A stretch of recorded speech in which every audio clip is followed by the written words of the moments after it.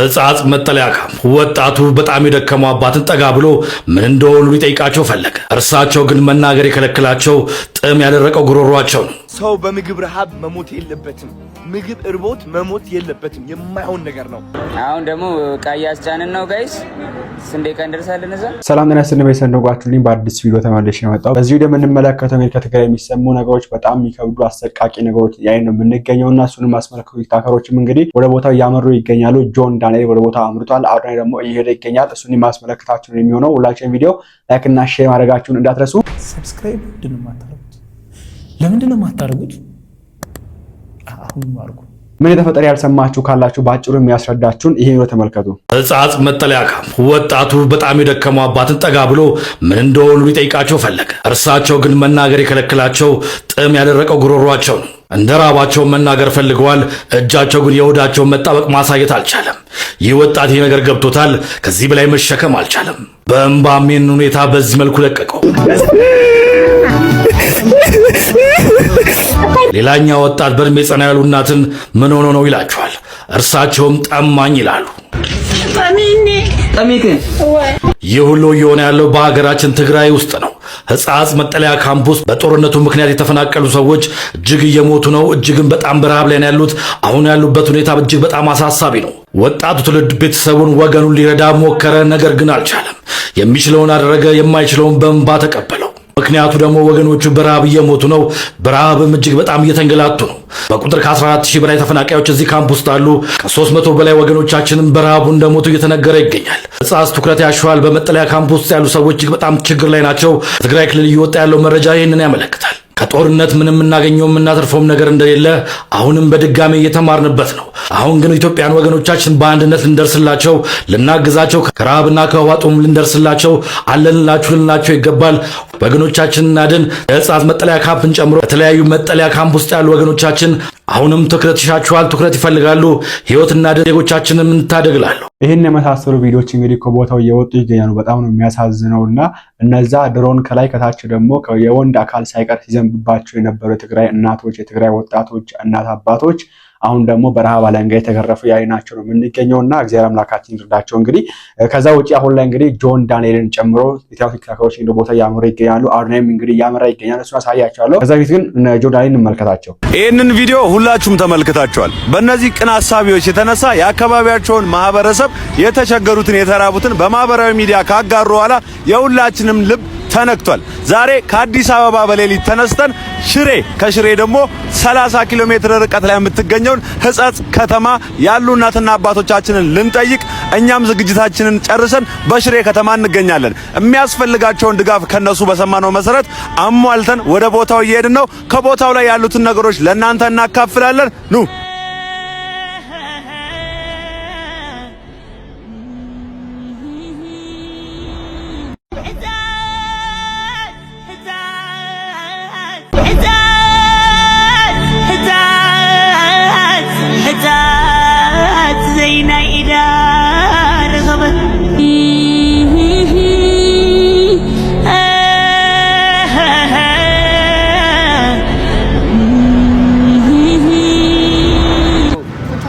የሕፃጽ ቲም ይኸው ቲሙ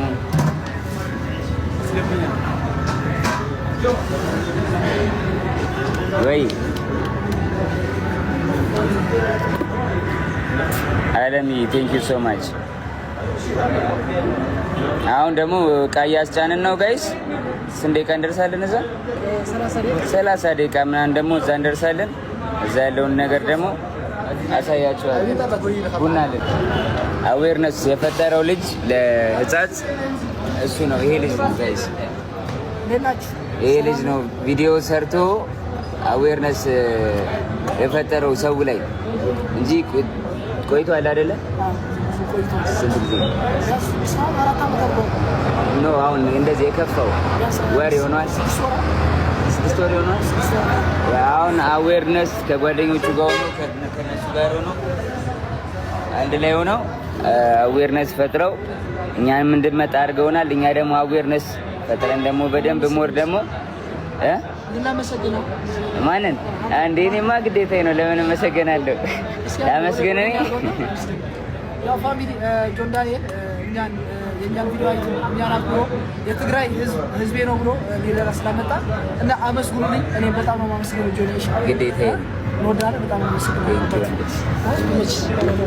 በጣም አስደናቂ ነገር ነው እንግዲህ ወጣዎች የተወሰነ በጣም ነው ደስ የሚለው ልጅ ወንዳ የሚሄድም እሱ ብቻ አይደለም እንግዲህ እነ አዱናይም እየሄዱ እንደሆነ ወይ ደግሞ አዱናይም እንግዲህ ጥሪ እያቀረበ ይገኛል እንጓዝ የሚል ነገር እንደዚሁ ደግሞ ማንንም ሰው በዚህ ዘመን መራብ የለበትም በረሃብ መሞት የለበትም የሚል ነገር ሳልፏልና እንስማው እስቲ። በምግብ ረሃብ መሞት የለበትም፣ ምግብ እርቦት መሞት የለበትም። የማይሆን ነገር ነው። አሁን ባለንበት ዘመን፣ አሁን ባለንበት ደረጃ፣ አሁን ባለንበት ቴክኖሎጂ፣ አሁን ባለን ኔትወርክና ኮኔክሽን ማናባቱ ነው የሚሞተው። እንዴት አድርገውስ ተርቦ ይሞታሉ እኛ ሳናያቸው? ለምንድን ነው የፈዘዝ ነው? እውነት ለመናገር ስለ ሕፃት ሰምታችኋል ሁላችሁም ማለት ነው። ለዛም ነው አሁኑን ወደዚህ ኮመንት ትገቡና ታላላቅ ካምፓኒዎች የምትሏቸው ታግ አድርጓቸው። እነሱ ካምፓኒዎች እፈልጋቸዋለሁ አሁን ማለት ነው። እነዚህ ሰዎች ማገዝ ይኖርብናል። ሕፃት ላይ በጣም ብዙ ሰዎች እየሞቱ ነው ያሉት፣ በረሃብም እየተሰቃዩ ነው ያሉት። ማልኒውትሪሽን አለ። ማርያም ሳፕሊመንት ይጎላቸዋል፣ መድኃኒት ይጎላቸዋል፣ ምግብ ይጎላቸዋል፣ የሚተኙበት ቦታ። እውነት እነዚህ ነገሮች በአንዴ ማሟላት የምንችልበት ጊዜ ላይ ነን ያለ ነው እንዴ። ስለዚህ ነርሶች ከኔ ጋር እንድትቆሙ ፈልጋለሁኝ። ዶክተሮች ከኔ ጋር እንድትቆሙ ፈልጋለሁኝ። ፋርማሲ ካላችሁ መድኃኒት እንድትሰጡ ፈልጋለሁኝ። የምግብ ፋብሪካዎች ካላችሁ ምግብ እንድትሰጡ ፈልጋለሁኝ። አካፍል፣ አንተ አካፍል። ሁላችንም እናካፍልና እናግዛቸው። ሰዎችም እፈልጋለሁኝ። ሁላችንም አብረን ሄደን የኪችን እቃዎች ይዘን እንሂድ፣ ጄነሬተር ይዘን እንሂድ፣ መብራት እናብራዛው፣ ኪችን ይገጠም። ከዛ እዛው ሆነን እየሰራን ምግብ እየላክን ማለት ነው ይህ ነገር መለወጥ እንችላለን። እውነቴን ነው የምላችሁ። በምንም ተአምር እነዚህ ሰዎች መሞት የለባቸውም። ምክንያቱም ዘመኑ ተቀይሯል። በዚህ ዘመን ሰው የሚሞት ከሆነ በረሃብ that means ይህ ጭካኔ ብቻ ነው እንጂ እውነት ነው የምላችሁ እኛ ሳንሰማ ቀርተን አይደለም ልንገራችሁ። ስለዚህ እባካችሁ አሁኑኑ ሕፃጽ ላይ የሞቱ ያሉ ሰዎች እንያቸው። በረሃብ እየተሰቃዩ ነው ያሉት። በጣም ነው የሚያሳዝኑት። አሁን እኔ ራሴ ወደዛ ልሄድ ነው። ወደዛ ሲሄድ ግን ብቻዬን አይደለም መሄድ የምፈልገው፣ ትራኮች ጭኜ ነው መሄድ የምፈልገው። አንዱ በምግብ፣ አንዱ በፋርማሲ እቃዎች፣ አንዱ ደግሞ የኪችን እቃዎች፣ የጄኔሬተር ሰዎች ተሰባስበን አብረን ሆ ያልን እንሄዳለን ማለት ነው። ይህ ነው እንግዲህ ሰውነት አይደለ? ቲክቶክ ለዚህ ካልተጠቀምነው ታዲያ ለምኑ ተረፈን? ልንገራችሁ። ዝም ብዬ እኔ ዘፈን አብርቼ እንደዚህ ስል ቫይራል ከወጣው ጥቅሙ ምንድን ነው? ይሄ ሲሪየስሊ ሶ ፕሊዝ ሌትስ ዱ ኢት። እስኪ ኮሜንት ላይ ቻሌንጅ እንፍጠር። በጣም ብዙ ካምፓኒዎች ታግ እናርጋቸው። ይህ ቪዲዮ ደግሞ ሼር እናርግ። ለምናውቀው ሰው ካለ ሼር እናርግና እናዳርሰው። ከዛ የእነዚህ ሰዎች ህይወት እንቀይር እባካችሁ። ዘመኑ ተቀይሯል። ሰው መራብ የለበትም። ቻው። ይህ መልእክት ለሁላችሁም ቲክቶከሮች ነው። ቲክቶከር ሆናችሁ አሁኑኑ ወደ ትግራይ ሕፃጽ መሄድ አለባችሁ። ሁላችንም እንሂድ። ኢሳ የሶሻል ሚዲያ ተጽዕኖ ፈጣሪዎች ማህበር በአጠቃላይ ይህ ቪዲዮም እናንተንም ይመለከታል። አብረን ሄደን ይህ ህዝብ እናግዘው እባካችሁ። እየተራቡ ነው ያሉት። ስለዚህ ሁላችንም ሰፖርት እንደራረግና ወደዛ ሄደን ሰፖርት እናድርግ። እንዳይራቡ ምግብ እንውሰድላቸው። በተቻለን አቅም እንቁምላቸው። ማርያምን ነው የምላችሁ። ከዛ ደግሞ ቀስ በቀስ የተለያዩ ቦታዎች ችግር ያለ ቦታ ካለ እንደ ማህበር ሆነን ሁላችንም ብንሄድ እኔ ሐሳቤን አካፍላለሁ። ስለዚህ እባካችሁ ቲክቶከር ሆናችሁ መሄድ የምትፈልጉ ከሆነ እዚህ ኮመንት ስር ትገቡና ማለት ነው አሜን እኔ ያለው እሄዳለሁ እቆማለሁ ብላችሁ ኮመንት አድርጉልኝ ጋይስ። እናንተ ደግሞ የምትወዷቸው ቲክቶከሮች ካሉ ሜንሽን አድርጓቸው። ከዛ ድጋፍ እናሰባስብ። ይህ ነገር በአንድ ቀን በሁለት ቀን መፍታት ይኖርብናል። በነገራችን ላይ አቦ ምን ያሉ መሰላችሁ ሲናገሩ አንድ ሰው በረሃብ ከሚሞት በጦርነት ይሙት ይባላልና የረሃብን ኃይል የረሃብን ፓወር የሚያውቀው የጠማ ሰው ነው። አስቡ ደግሞ የትግራይ እናቶች ላይ ሲሆን አስቡት። ያውላ ስቃይ አይተው የተረፉ እናቶች፣ ያውላ ስቃይ አይተው የተረፉ ሴቶች፣ ወንዶች፣ አባቶች አሁን ደግሞ በረሃብ ሲመቱ ከባድ ነው የሚሆንባቸው፣ ይደራረብባቸዋልና እንደሰማሁት እንግዲህ ነገርየው አሁን የጀመረ አይደለም። ከ6 ወር ያለፈው ነገር ነው። ለዚህም አመታትም ያለፋቸውም አሉ እዛ ውስጥና በዚህ መንገድ ሰው በረሃብ እንዲህ ተገርፎ አጥንቱ እስኪታረስ ደርስ ማንንም ይደርስላቸው አልነበረም። እኔ አላቅም። ይሄ የሚመለከተው አካል ጥቆ ውስጥ አለ። ኦፍ ኮርስ አለ። ይሄ ነገር የሚመለከተው አካል ለዚህ ነገር ብሎ የተቋቋመ አካል አለ፣ ግን አይመለከታቸውም፣ አያያቸውም እዚህና ለማንኛውም እንግዲህ እነዚህ ቪዲዮዎች እንመለከታቸው።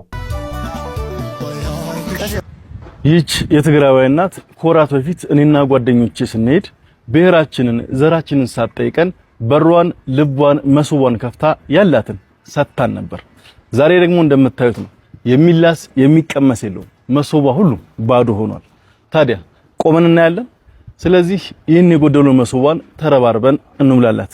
እኛ ያለን አንድም የትግራዊ እናት መራብ የለባትም። የራህንጋ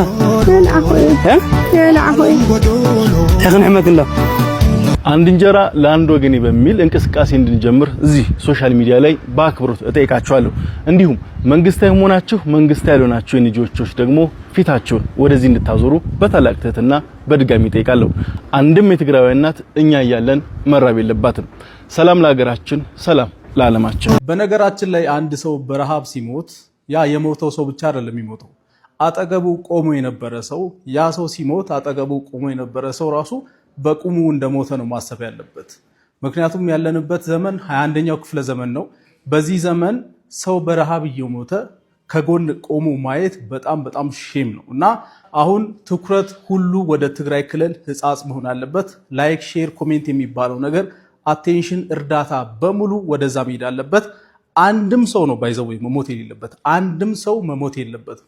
ወገን ምን እስኪሆን ነው የምንጠብቀው? በትግራይ ክልል ህጻጽ በሚባል ቦታ በጣም በርካታ ሰዎች እየሞቱ በርካቶቹ እየተጎዱ በርካቶቹ በረሃብ ብቻ እያለቁ ይገኛሉ። እባካችሁን ይሄንን መረጃ ለሚመለከታቸው አካላት አድርሱልን። መንግስት ሊሆን ይችላል፣ ኤንጂኦ ሊሆን ይችላል፣ ባለሀብቶች፣ ቲክቶከሮች፣ ብቻ መላው ኢትዮጵያውያን ተባብረው ይሄንን ነገር ሊቀርፉ ይገባል፣ ልንቀርፍ ይገባል። እንዴት የሰው ልጅ በአይናችን እያየነው በረሃብና በድርቅ ይሞታል? ባልጠፋ ገንዘብ ባልጠፋ ምግብ። ኧረ ሁላችንም ተባብረን ልክ ለጎፋ እንደደረስነው፣ ልክ ለቦረና እንደደረስነው፣ ልክ ለወሎ ለወልዲያ እንደደረስነው ለትግራይ ወገኖቻችንም እንድረስላቸው። በጣም በርካታ ሰዎች እየሞቱ እንደሆነ መረጃዎች እየደረሱኝ ይገኛሉ።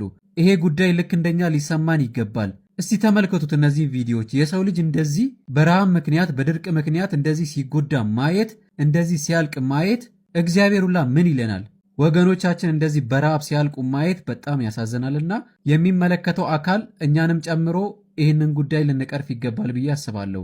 ወገኖቻችን በትግራይ የምትገኙ ይሄ ጉዳት የደረሰባችሁ ወገኖቻችን በቅርብ ጊዜ ይሄ ነገር መፍትሄ አግኝቶ ወደ ደስታ ወደ ሳቅ ትመለሳላችሁ ብዬ ተስፋ አደርጋለሁ።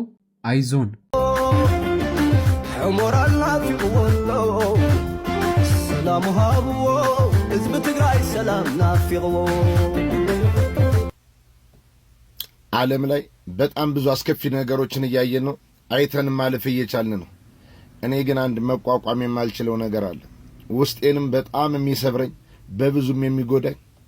እንደነዚህ አይነት በየትኛውም ብሔር ስም ተሰጧቸው የሚያለቅሱ የሚበሉት አጠው እኛን ሲያሳድጉ መቀነታቸውን 2-3 ዙር ጠምጥመው በልቻለሁ ብሉ እያሉ 4-5 ጎረምሳ ለረጅም ዓመት ሲቀልቡ ያሳደጉ እናቶች ዛሬ እጃቸው ላይ ቆርሶ የሚበሉት ኩርማን እንጀራ ሲያጡ፣ አንድ ፍይ ቆሎ ሲያጡ እንደማየት የሚሰብር ነገር የለም። በዚሁ በተቃራኒ የእነዚህ ልጆች ነን የምንለው ለታይታ በመሃል መዲና አዲስ አበባ ገብተን ልደታችን ለማክበር በ900 ሺህ ብር 20ውን ገብተን 20 ሻምፓኝ ባለ 25 ሺህ ብር አዘን ጸጉራችን ስንታጠብ ነጭ እንጀራ ላይ ቢጫ ወርቅ አስቀምጠን ካልጎርን ስንል ስንተናነቅ እንተያያለን። በአሜሪካም በእንደነዚህ በሚፈሱ እንቦች በሚጠፉ ነፍሶች እንረዳለን በማለት 4-5 ራሳቸውን ብሪላይንት ማይንድ ነው ያለን በጣም ጁኒየስ ነን ብለው የሚያስቡ ወጣቶች ቋንቋውን ስለተናገሩ ብቻ ሰው በሚዲያ በሶሻል ተደራሽ ስለሆኑ ብቻ ለነዚህ ለና አደየ እንሰበስባለን ብለው በየትኛውም ብሔር ኦሮሞም የኦሮሞ እናቶች እየነገደበት አማራውም በተራቡ ደም በሚያስቀምጣቸው እናቶች እየሸቀለበት ይኖራሉ። አዲስ አበባ ላይ ዛሬ የሚታዩ ከአንገታቸው ላይ ባጅና ወርቅ አብላ ያደረጉ ቁጥራቸው እያንዳንዳቸው ከ100ና ከ150 የማይበልጡ ቱታ እየቀያየሩ በተለያየ ስጋ ቤት ሲታይ ለስርዓቱም ህዝቡ በልቶ እንደሚያድር ስጋ ቤት ሙሉ ነው ወንበር ራሱ አይገኝም እንዲባል ያደረጉን ከ500 የማይበልጡ ከሁሉም ብሔር የተወጣጡ ጅብና የሰው አናኮዳ የሰው አበዛጉላለ ትንፋሻቸው ሰው የሚገል ሕፃናታን በገንዘብ የሚደፍሩ ወንድም በገንዘብ የሚደፍሩ ለና አደየ ለና አቶቻችንና ለኦሮሚያም ለአማራም እናቶች ገንዘብ እንሰበስባለን ብለው አሜሪካም ሀገር ውስጥ ሆነው ተሽከርካሪ ወንበር ላይ ቁጭ ብለው እስከ ቀን 6 ሰዓት እየተኙ እስከ ሌሊት 11 ሰዓት እየጠጡ ቀንን ለሰራዊት ማታ ለአራዊት ባለው አምላክ ተቃራኒ የሥራ ዓለም ወጥተው እንደ ቫምፓየር የሰው ደም የሕፃናትን የሴቶችን ገላ በገንዘባቸው እየገዙ ለነ አደየ ብር እንሰበስባለን እያሉ በሻምፓኝና በወስኪ እጃቸውን ታጥበው ማዕድ የሚቆርሱ በስማምን ቢስሚላም ብለው የማይቆርሱ ውዳቂ ማህበረሰብና ራሳቸውን ባለ ሀብት ነን ብለው ውስን የሕግ አካላትን ምንም እንዳይጠይቃቸው ምንም እንዳይናገራቸው አፋቸውን በገንዘብ የለጎሙ ውዳቂ ማህበረሰብና የየትኛውም ብሔር ጽንፈኞች ተፈጥረዋል። ለእናንተ ሲባል እግዚአብሔር አምላክ የቅድስት ድንግል ማርያም ልጅ ኃያሉ አማኑኤል እንደ ሕፃን ልጅ እንጥል ምነ ሲኦልን ወደ ምድር ባወረዳትና ለሐፃን የመጣው ለጻድቃንም ተርፎኛንም ባነደደ እንላለሁ።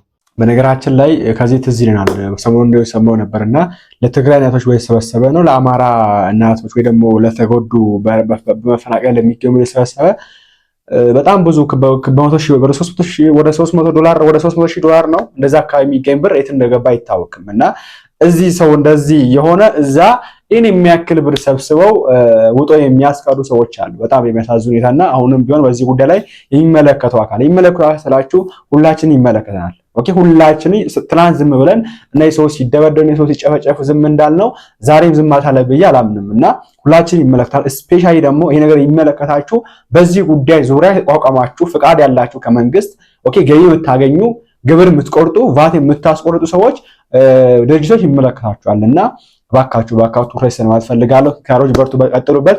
እኛም ከቻሌንጅ እግዚአብሔር ከረዳን ያው ምንጭራ ከነጓዛለን። ሁላችሁም ላይክና ሼር ማድረጋችሁ እንዳትረሱ። ቸርቀውልኝ በምግብ ረሃብ መሞት የለበትም። ምግብ እርቦት መሞት የለበትም። የማይሆን ነገር ነው። አሁን ባለንበት ዘመን፣ አሁን ባለንበት ደረጃ፣ አሁን ባለንበት ቴክኖሎጂ፣ አሁን ባለን ኔትወርክና ኮኔክሽን ማናባቱ ነው የሚሞተው። እንዴት አድርገውስ ተርቦ ይሞታሉ እኛ ሳናያቸው? ለምንድን ነው የፈዘዝነው?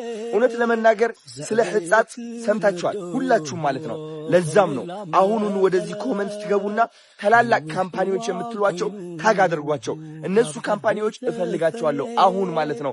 እነዚህ ሰዎች ማገዝ ይኖርብናል። ሕፃት ላይ በጣም ብዙ ሰዎች እየሞቱ ነው ያሉት። በረሃብም እየተሰቃዩ ነው ያሉት። ማል ኒውትሪሽን አለ። ማርያም ሳፕሊመንት ይጎላቸዋል፣ መድኃኒት ይጎላቸዋል፣ ምግብ ይጎላቸዋል፣ የሚተኙበት ቦታ። እውነት እነዚህ ነገሮች በአንዴ ማሟላት የምንችልበት ጊዜ ላይ ነው ያለ ነው እንዴ። ስለዚህ ነርሶች ከኔ ጋር እንድትቆሙ ፈልጋለሁ። ዶክተሮች ከኔ ጋር እንድትቆሙ ፈልጋለሁ። ፋርማሲ ካላችሁ መድኃኒት እንድትሰጡ ፈልጋለሁ።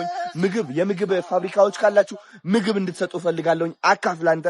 አካፍል። ሁላችንም እናካፍልና እናግዛቸው። ሰዎችም እፈልጋለሁ። ሁላችንም አብረን ሄደን የኪችን እቃዎች ይዘን እንሂድ፣ ጄነሬተር ይዘን እንሂድ፣ መብራት እናብራዛው፣ ኪችን ይገጠም። ከዛ እዛው ሆነን እየሰራን ምግብ እየላክን ማለት ነው ይህ ነገር መለወጥ እንችላለን። እውነቴን ነው የምላችሁ።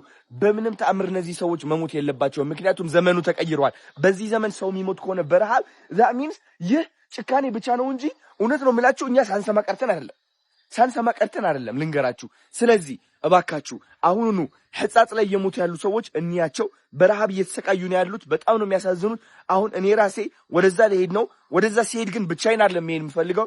ትራኮች ጭኜ ነው መሄድ የምፈልገው። አንዱ በምግብ፣ አንዱ በፋርማሲ እቃዎች፣ አንዱ ደግሞ የኪችን እቃዎች፣ የጄኔሬተር ሰዎች ተሰባስበን አብረን ሆያልን እንሄዳለን ማለት ነው።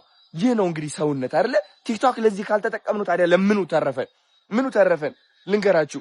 ዝም ብዬ እኔ ዘፈን አብርቼ እንደዚህ ስል ቫይራል ከወጣው ጥቅሙ ምንድን ነው? ይሄ ሲሪየስሊ ፕሊዝ ሌትስ ዱ ኢት። እስኪ ኮመንት ላይ ቻሌንጅ እንፍጠር። በጣም ብዙ ካምፓኒዎች ታግ እናርጋቸው።